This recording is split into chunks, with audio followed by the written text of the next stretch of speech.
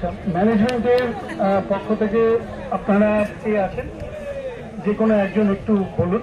ওনাদের দাবি দেওয়াগুলো আপনারা দেখেছেন, ওনারা কি বক্তব্য প্লেস করলেন এখানে সবার সামনে, সেটাও আপনারা দেখেছেন। এই পরিপ্রেক্ষিতে আপনাদের স্ট্যান্ডটুকু খুব সংক্ষেপে বলুন। নমস্কার সবাইকে। আচ্ছা, আমরা সকাল থেকে তোমাদের সবার সাথেই আলোচনা করছি রেগুলার, যে তোমাদের যে কনসার্নস গুলো আছে আমরা শুনেছি, অ্যান্ড আমরা সেইগুলোর উপরে কাজ করতে রাজি। ঠিক আছে, তোমাদের যে ওয়েজেসের যে প্রথম যে কনসার্নটা ছিল যে 21,000 টাকা ওয়েজেস কেন আমাদের হবে না, সেন্ট্রাল গভর্নমেন্টে হয়েছে।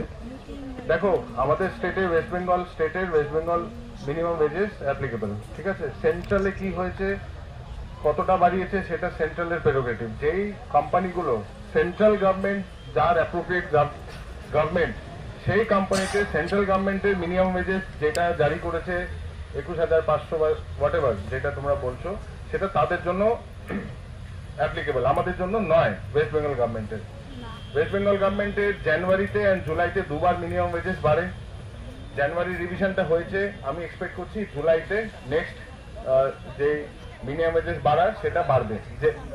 যেই ডেটে বাড়বে সেই ডেটে ইমিডিয়েটলি তোমাদেরও বাড়বে। তাদের জন্য 25 টাকা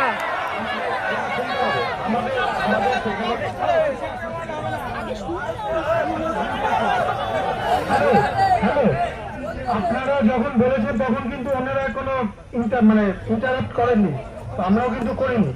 এখন আপনারা যা বক্তব্য বলেছেন বা পেশ করেছেন তার তরফে, তার পরিপ্রেক্ষিতে ওনারা বলছেন, ওনারা যখন বলবেন ওনাদেরকে কিন্তু বলতে দিতে হবে। প্লিজ মাঝখানে ইন্টারাপ্ট করবেন না।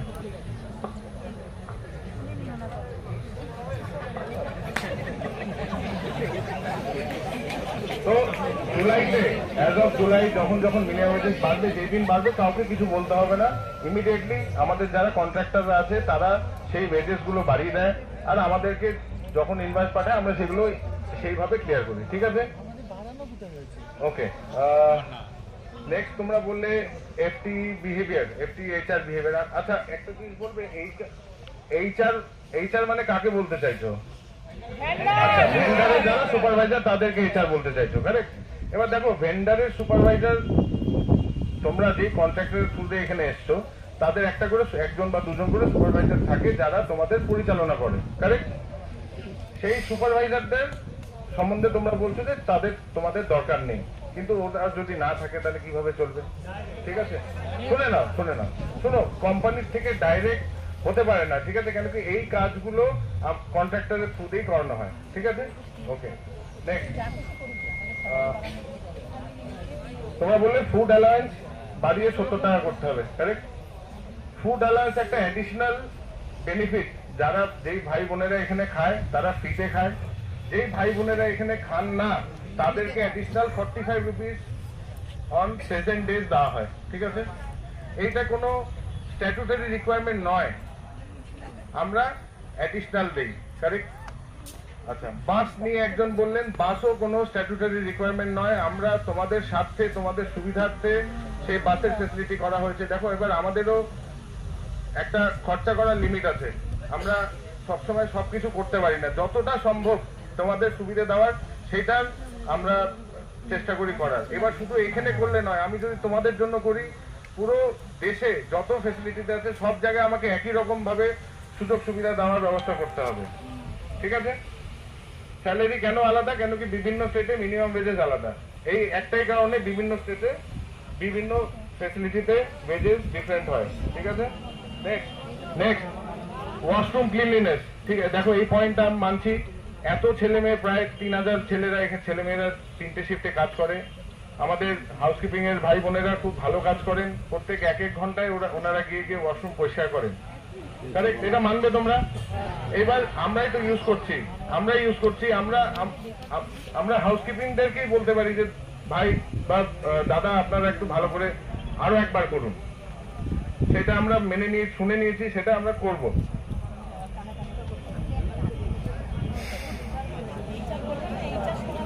রাইট। আচ্ছা, দেখো এখানে থ্যাংক ইউ।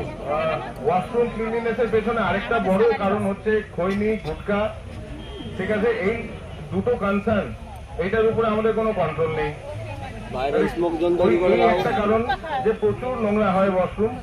আর তোমরা যদি কথা দাও যে তোমরা খৈনি বা গুটকা ভেতরে খাবে না, তাহলে বিড়ি যদি খাবে না ভেতরে, তাহলে পরিষ্কার থাকবে ওয়াশরুম। ঠিক আছে।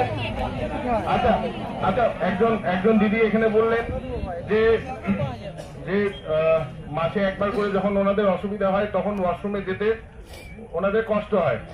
আমি এখানে সবার সামনেই বলতে চাই যে আমরা এখানে ওয়াশরুমে মহিলাদের জন্য ফ্রিতে স্যানিটারি ন্যাপকিনও দেই।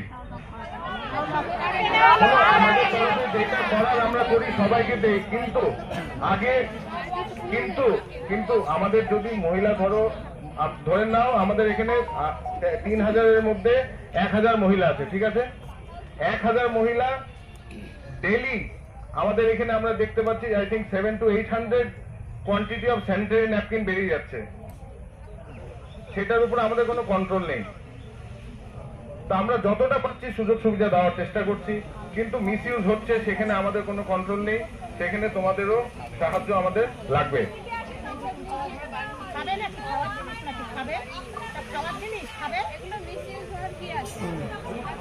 শুনে নিতে হবে। আচ্ছা, ওয়ার্কিং আওয়ার্স নিয়ে বললে, ওয়ার্কিং আওয়ার্স 8 আওয়ার্স ওয়ার্কিং, আমি জানি সেটা। 1 ঘন্টা ব্রেক দেওয়ার কথা, যদি না হয়ে থাকে ব্রেক সেটা আমরা চেক করব। ঠিক আছে, যদি না হয়ে থাকে চেক করবো।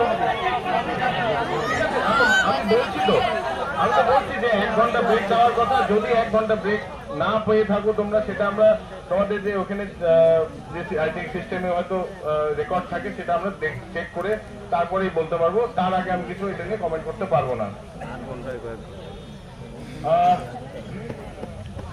আবার বলবো, ইয়ারলি ইনক্রিমেন্ট তোমরা বলছো, ইনক্রিমেন্ট আগেন মিনিমাম ওয়েজের যখন যেভাবে বাড়ে সেভাবে আমরা বাড়াই। লিভ নিয়ে তোমরা বলেছো যে মাসে 2টো লিভ দিতে হবে। অ্যাজ পার কমপ্লায়েন্স তোমরা প্রত্যেক মাসের জন্য 2টো করে ছুটি পাও। ঠিক আছে, যদি কোনো ভাই বা বোন সেই ছুটিগুলো নিয়ে নেয়, তাহলে সে ছুটিটা নিয়ে নিল, কারেক্ট। যদি কোনো ভাই বা বোন সেই ছুটিগুলো না নেয়, তাহলে সেই 2 দিন ছুটির টাকা ইমিডিয়েটলি ওই মাসে তাদের ক্রেডিট করে দেওয়া হয়, কারেক্ট। এইবার যে 26 দিন প্রেজেন্ট থাকে, 4টে উইকলি অফ নেয়, কোনো ছুটি নেয় না, অ্যাডিশনাল 500 রুপিস অ্যাটেন্ডেন্স অ্যালাউন্সও দেওয়া হয়। গিয়ে দেখো তো আশেপাশে কোন কোম্পানিতে আছে 26 দিন প্রেজেন্ট থাকলে 500 টাকা অ্যাডভান্স দেয়। আছে ঠিক আছে, মাইনে বাড়াবে না উনি, ওরা বাড়াবে না। আচ্ছা, আরেকটা পয়েন্ট দিদি বললেন যে না, ভাই কেউ বললো যে ফিমেল অ্যাসোসিয়েটদের সাথে মিসবিহেভ করা হয়।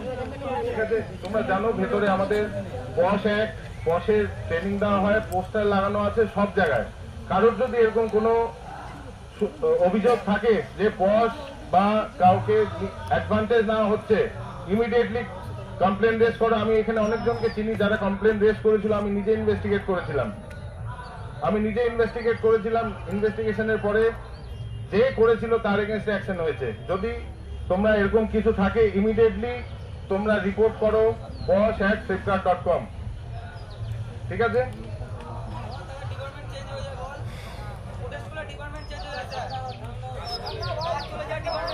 দেখো আর একটা জিনিস আমি বলতে চাই, দেখো তোমাদের অভিযোগ থাকবে, প্রবলেম থাকবে।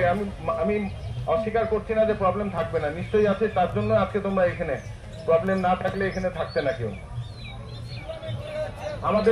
আমাদের এই যে কনসার্ন গুলো আমরা নিয়েছি, এর উপরে আমাদের কাজ করতে দেওয়ার সময় দেওয়া হোক। কাজ বন্ধ করে, স্ট্রাইক করে কাজ বন্ধ করে কোনো সমস্যার কিন্তু সমাধান হবে না। আমি রিকোয়েস্ট করবো, কাজ হবে না, তোমরা কাজে যোগদান দাও বিকেল থেকে। এই কনসার্ন গুলো যারা আছেন তাদের সবার সহযোগিতা নিয়ে ওনাদের সাথে আলোচনা করে, ওনাদের পরামর্শ নিয়ে আমরা যতটা আমাদের করা সম্ভব সেটা আমরা করব। ঠিক আছে, কিন্তু তার আগে তোমাদেরও কথা দিতে হবে যে তোমরা আজকে বিকেল থেকে কাজ শুরু করবে। আমাদের কাজ এখন